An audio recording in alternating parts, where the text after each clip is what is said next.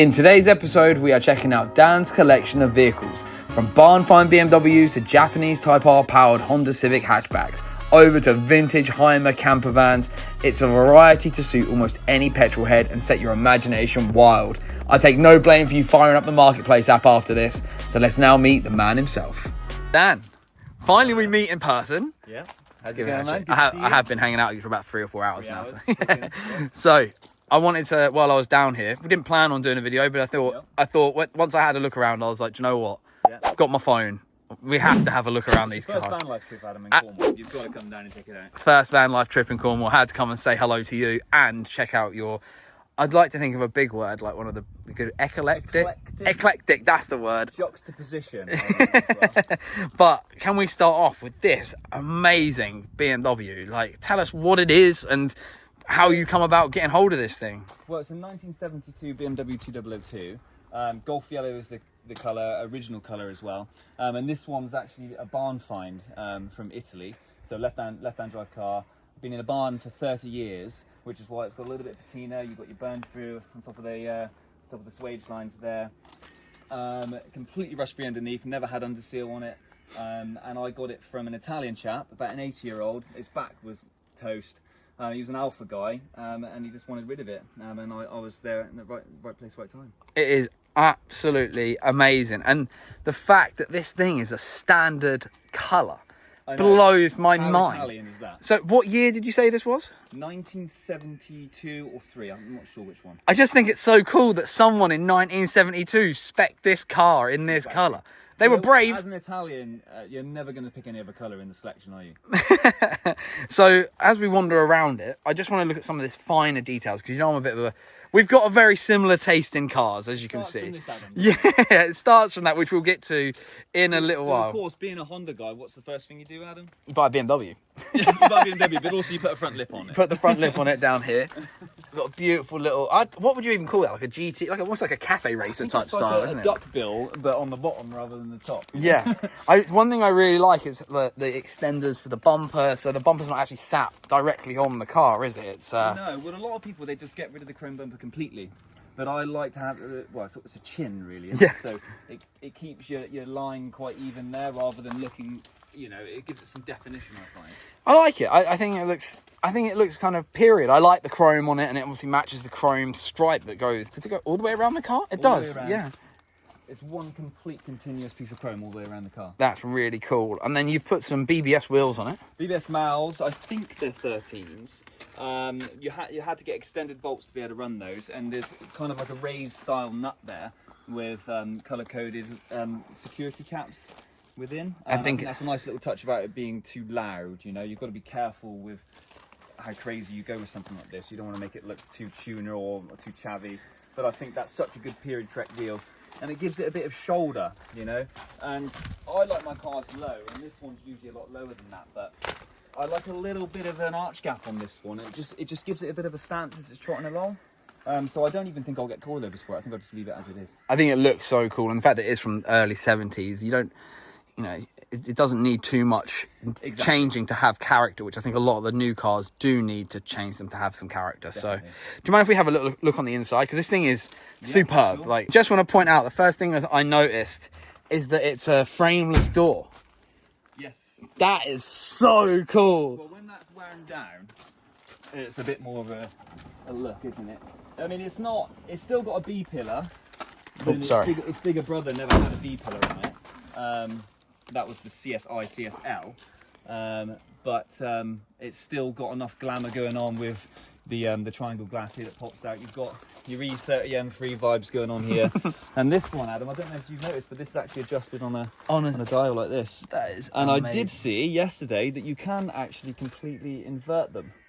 And maybe mine is a bit lubing up, but it keeps going. So there's your 70s air conditioning, right?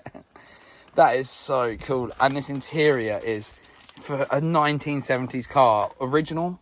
Completely original. I mean, I've only had the car for 4 months, and I've barely done anything in there at all. And a non-cracked dash is a rare thing to see, particularly for... there's a slight little crack there, so, Photoshop that one out. That's quite good for a car that's come from a hot climate. I still have photos from where it was stored in the barn in Italy. so I can verify its history. And it was a family friend of the guy that I bought it off. I think it's just such a, what a beautiful machine, like, and what a unique thing to find in the middle of Cornwall. It's like, and you're really in the back lanes. Like, for me to get here, I think I drove for about 8 miles without seeing a house, so it was really cool. Like, we'll come around the back here because you said it's got different rear lights on this one to the circular ones that can come. This being a 72, 73, I think it was the slightly earlier years that would have a round rear light called the Roundy, and a lot of people say that they prefer that, but I don't know. I really think this shape, it kind of is more fitting for the back end, and it fills this space a little bit better than what a Roundy does. Don't get me wrong, if someone offered me a Roundy, I would gratefully take it, but no, I really do like everything about this car. I love it. It's such a charming little BMW, and I really do love it. Could you start it up for me so we could just hear it? There is a hole in the exhaust, Adam. So. It's all right, we don't need to tell anybody that.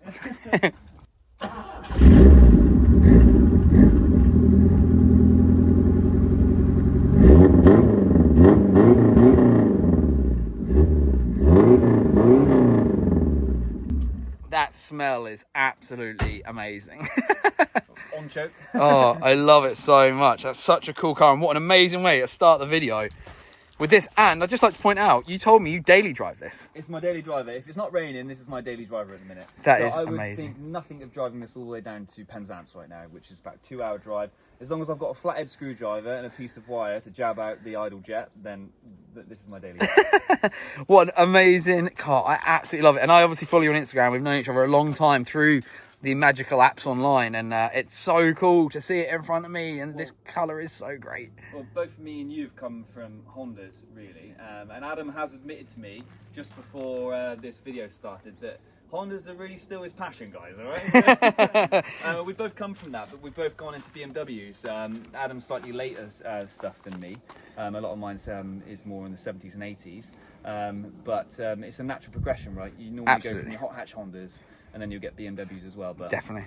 The Hondas, they'll never leave you, right? They never leave. And let's talk about your one that's never left you. No.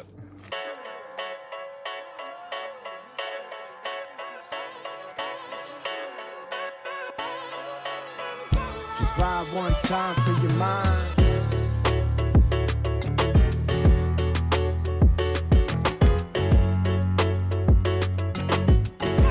This is, I guess, the car that I originally know you from. Yeah. Talk me through it. So this is my first car.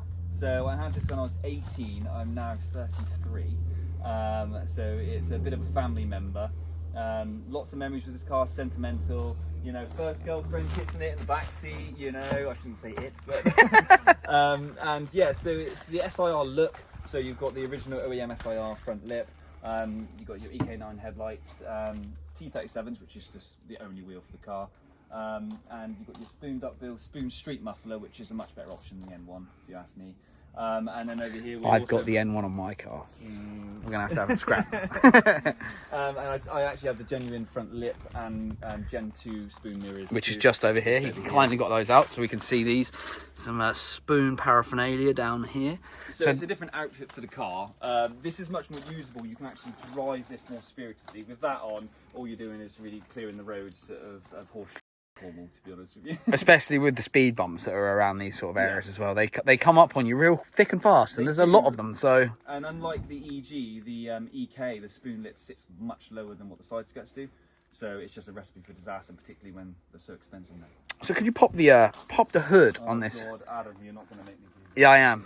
We're gonna. This, guys, is a bit of a crime scene. Caveat this by saying that this car is actually really just a barn find, because I haven't put it on the road since 2020. All these other things have seen more attention. These are my passions now, the retro vans. So it needs some TLC, guys. All right, it's a bit of a relic, but so it's not a picture in here. However, there is a B18C with an S80 gearbox, 4.7 final drive. It's the one you want, but it's just a little bit in the way of,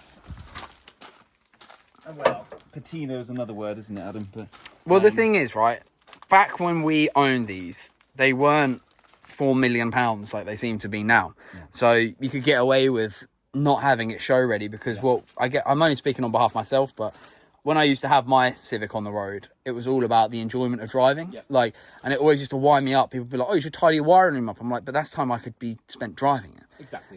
So to see something like this, it really does feel like throwback 10 years. You know, it really is. Well, that is probably 10 years since it's seen a sponge in there, really. But I think that's half the reason why I still have the car, is that I never threw the book at it. It never costed me everything. I was never in here with every single piece of jewellery going on the engine bay. It had the bits it needed, and then it was just used, right? My intention with the car now is to put some Recaro pole position bucket seats in it, upgrade the braking system, probably spoons because these keep sticking, and then go through the car and make it nice again. But it's completely functional as it is. It'll go through an MOT tomorrow, and that is the intention for late summer. And you said this was a B18C out of a JDM DC2, or is it? It's JDM DC2. JDM DC2 plus the S80 gearbox, which is the one I run in my EG as well. It's a fantastic feeling. Oh, it's superb. You're doing about 4,000 RPM at 70, but that's not the type of driving that these cars are best at anyway. But it really is the only box to have. And to give you an idea of how long ago that was bought, it was 350 quid. Wow. For a 4.7 S80, which is a 98 spec box. That's incredible. That's incredible. What's it now, Adam? 1,000? I haven't even looked because it just angers me. Yeah. But what I really like about this is also throwing it back to the time that these were built. Password JDM, 3-point strut race. That was, thus, I'm going to give them a shout out to Civic Life. That was all about that on that website. And then you got the carbon whale bleep, whale penis intake. It looks great. And well, this one's never left, because what happens with this, at about 2,500 RPM, there's a distinctive little whistle, almost supercharged. Right. And it's just that character that my nephew absolutely loves, so I'll never change this for some sort of cold air feed. Yeah. Just this ropey old induction is what I'm happy with on this one. That's brilliant. I want to have a look at these TEs wrapped in the Toyo. Are they R888s? Yeah. R888s on them, a little bit tired now, but it's that's the OG pattern for the tyre, which I much prefer, but you can only really get part ones of those now, and obviously being a semi-slick tyre, they just crack up. Yeah. So it really is, the days are numbered on those. I like a fat tyre on a Civic. Yeah. A lot of people think that's way too big for the rim, but I just like that look, you know. Mine sits almost exactly the same. So I believe it's that's actually 6.5, 35 offset, plus 35 offset, 15-inch wheel, obviously. That tyre's a 215, guys, with a 50 sidewall. So it's a big tyre for the wheel, but I think it works. And I think also you said about spoon caliper. I think that would suit the colour of the car perfectly as well. And they are one of those little Honda nod to the... It is. It's one of those things that you've ticked off the list. You did it. Yeah. Because I've done all the other spoon bits, all the genuine stuff, and I think the brakes would just make it. I've recently done the discs on the back because the base model, this is not actually a VTI. It started off life as an EJ9. It's about all you could get when you was 18 years old. Just for those that don't know what that is, that's the 1.4. It's the bog spec car.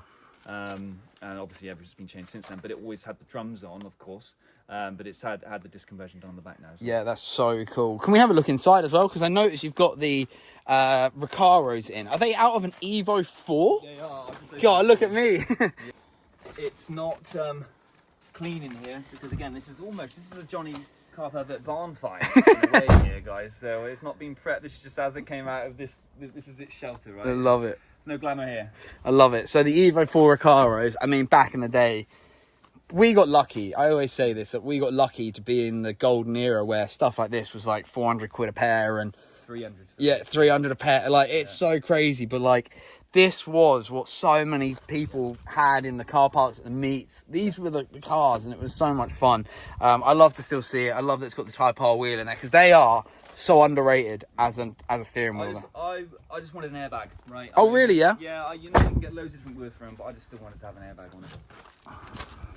Thank you. I'm not going to throw it. And one other thing I need to note is these OEM wind deflectors. You know as well as I do the money on these now. It's crazy. What are they, like 500 quid? So I'm going to let you know something. I've got a set of genuine EK9 ones in my unit. So if anybody wants to send me a nice offer, they're not the cleanest in the world, but they still do. So back here, this is one of the big... I mean, the EK is such a fantastic looking car anyway, but with the spoon duckbill on there, from this angle here as well, I love seeing the big chunky tyres. Here is that exhaust you spoke about. So the spoon street exhausts are so rare because everybody seemed to go for the M1 because back in the day we all just loved noise. These are much more manageable as a. You can daily drive it, and it's quite understated. But if you open it up, you still get an N1 type of experience.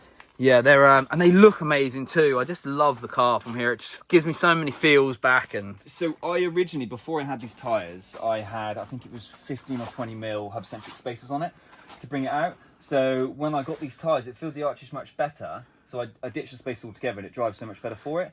But the way that fits down there for me is just as good as it gets. And I've tried different wheels on the car, but these are the only ones. And I think the colour combination works really well. And no, it's not super impressive, guys. All right, the bottom's on blue. behind you, I can see another car we need to talk about. So let's wander over there.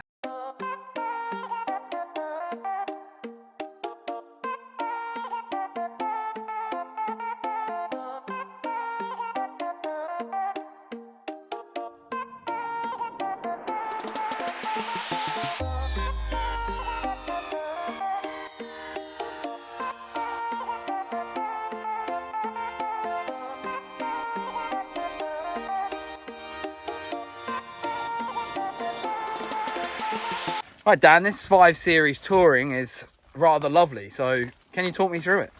So 93 car, it's the earlier grille, but with the later engine. So you've got the narrow kiddie grille, which is the only way to have them. Quite often they come over here in the 94, 95, and the bonnet also changed because of that. But it's got the earlier kiddie grille, but you've still got, I think it's M50 Vanos engine in it, rather than the earlier series engines. So super usable. This particular car is in Schwartz 2, I think it's called. A lot of them were Diamond Schwartz, but I really love a jet black colour on this. It's a very rare colour. And I've put sport bumpers on this, which were only on the saloon car and or the M5, which they did do in a touring. 891 of those ever made. So as you see it there, it's actually a very rare look for a touring to have sport bumpers on it. And they actually swap right over, including the back bumper. So it's still the same length body. It's a manual car, straight 6. It's only a 520, so it's a baby straight 6, but it doesn't sound like it. It's almost got a V8 grumble to it. Manual as well. I think it's done, the clocks say 24,000 miles, but that's wrong. I think it's more like 85,000. Completely rust free. The car was actually parked on someone's driveway in Oxford for 23 years. I think it was it 23 years or even longer? It was 1998, 1999, and then it was parked up on his driveway since then. Gravel driveway, outdoors, and the car is completely rust free underneath. There's it's such a cool looking car. Like, I am a big Beamer guy. Like, there's no secret in that. I've had my fair share of BMWs now, but this is just such a, from the front here, this is such a awesome looking thing. Like, oh, pop the bonnet if you don't mind. Yeah, look, isn't it? Yeah, watch how the bonnet comes up on this. BMW bonnet where it pops through, and then that. Look at that. That's the real Batmobile, isn't it?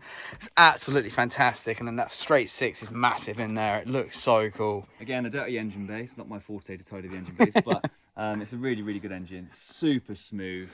It sounds exotic compared to your modern 2-litre. Really nice drive, and it's had hardly any maintenance from me to get it on the road, and it's such a fun car to drive in.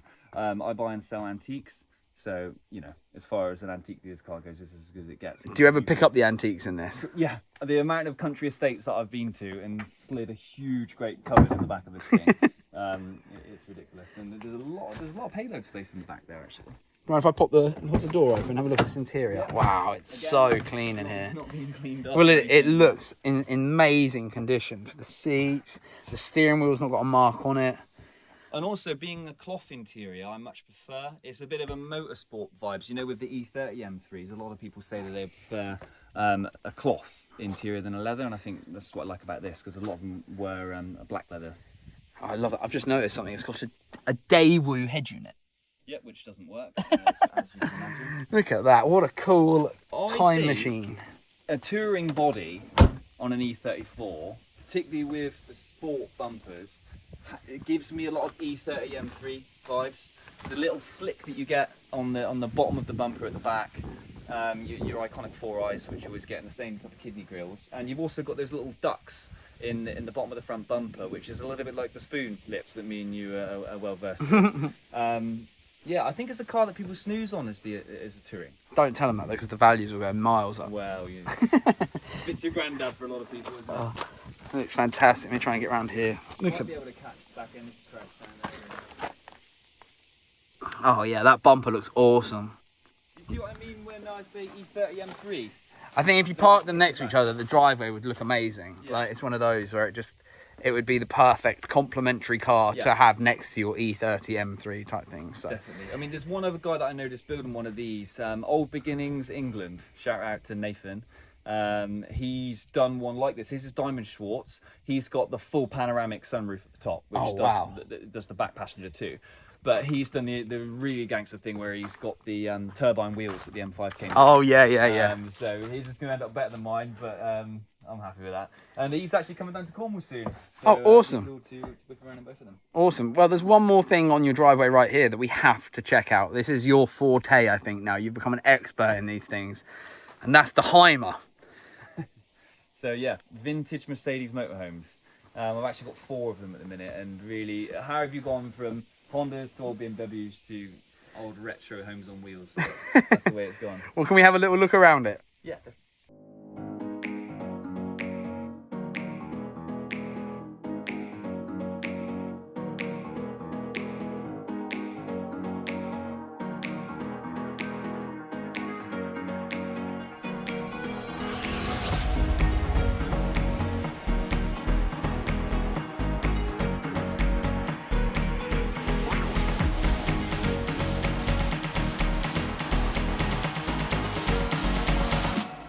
Hymer Mercedes vintage camper vans have now become your latest obsession. They have, yeah. And I have to say, my first ever time, I hopped in and we were chilling out in there earlier, and it is fantastic. So, what I don't even know how to start. Like, what is this thing? Well, I think it's an amalgamation of classic car ownership, travel, and interior design all in one. Which is why I really love them. I work from a laptop a lot of the times, and it's a home on wheels. You can park that up at the beach, you can work from it, and also when you're out and about in the vehicle, it's much like a classic car experience, like what happens with the yellow BMW. There's all the thumbs up, people appreciate it, and it has a pedigree. It's a left-hand drive vehicle, Mercedes engineering underneath, it's so reliable. All the coachwork you've got a fiberglass roof on it, steel frame, aluminium skin. So it acts like a snail shell over the original chassis. So there's a lot of survivors of these because the original chassis is protected rather than have the original steel cab, which just rots out. I've just got back from Saint-Tropez in this thing. It was a 2,000-mile road trip. I got back literally 2 days ago. Completely faultless the whole way. Automatic, 4-speed, 3-litre diesel. And it was, by a country mile, I would say 25 years, the oldest vehicle on any of the campsites that we stayed on. Got me back safe. Well, aesthetically, they scream 80s to me. Like, just from the paint designs on the side, the lines, the colours they use. But I noticed it just before I pressed record, and I mentioned it to you. These wheel trims, they are so typical of, like, the Mercedes cars as well, from, even beyond these. Across the whole range. I think I've even seen similar trims on the Pagoda. I don't know if it was a 2-piece trim where they had the centre cap and then a rim with a space in between, but it's very similar to what they even had on the Pagoda. They're absolutely a retro bus from the beautiful. Now, do you mind if we have a little look inside? Because I know this is technically like your home on wheels. So look at these chairs. So this chair is one of the most comfortable chairs I've ever sat in. Feels like you're in a lounger. And then as we go around here, got the big open space. You said it was like a living room, right? On wheels. So it's fantastic. So here we go. We've got look at the lights as well you have in here. They're absolutely amazing. Like, it's all been upgraded to LEDs. So it's super low consumption and you can change the lighting throughout the space. And it's all solar on the roof, all upgraded skylights. Both of the captain's seats here. The double bed drops down above my head. You've got a double here and a single there. Gas central heating, there's a full wet room in the back there, you've got an oven, a massive capacity fridge, everything you need, surround sound TV. And this is your personal vehicle, so you do restore and sell them, but this one is yours. This is the first one I've had. I had it for 7 years. My intention is to get the upholstery done to something a little bit more mid-century looking.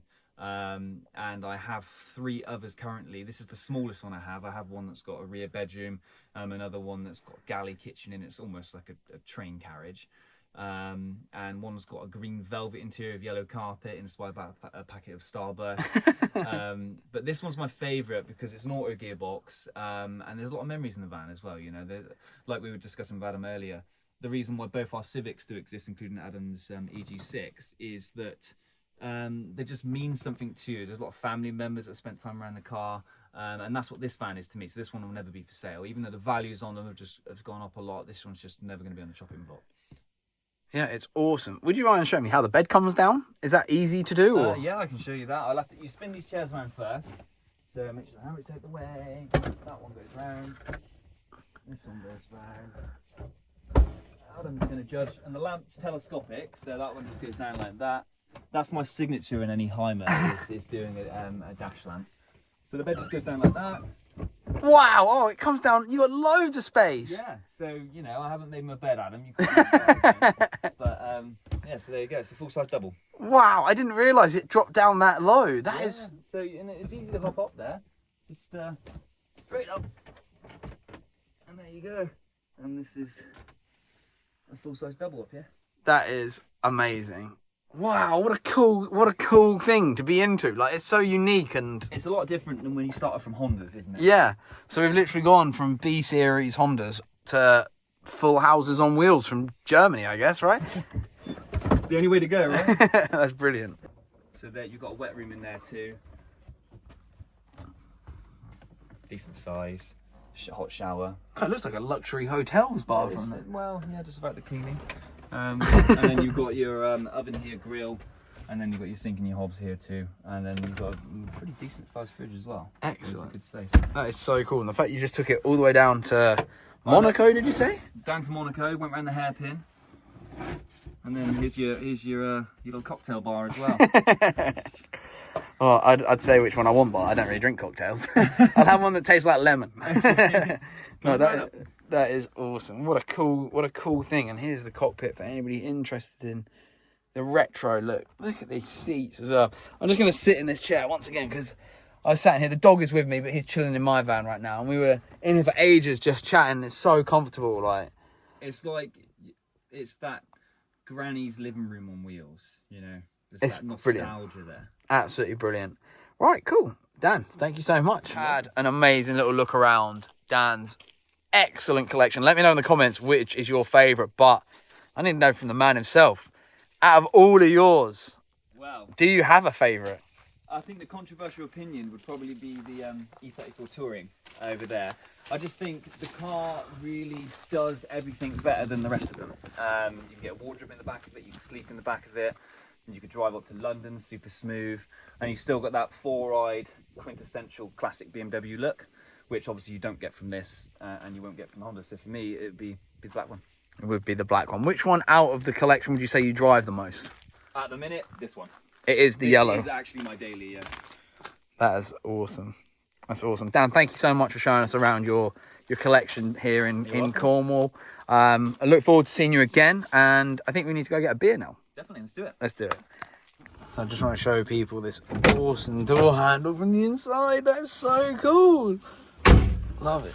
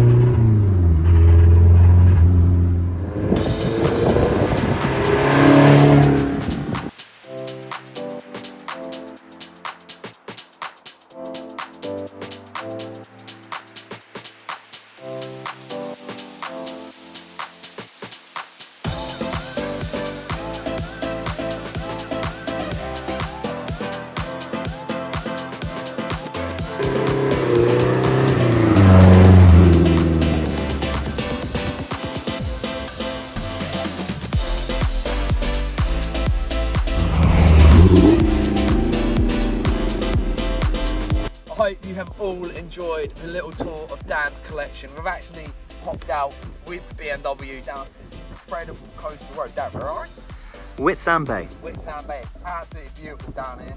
And it's been an amazing day. I hope you enjoyed the video. Please hit like, hit subscribe and all that good stuff if you enjoyed it. Let us know in the comments your thoughts on the cars and the Hymers. Love it. I'm gonna find a little pub now and just enjoy this beautiful view.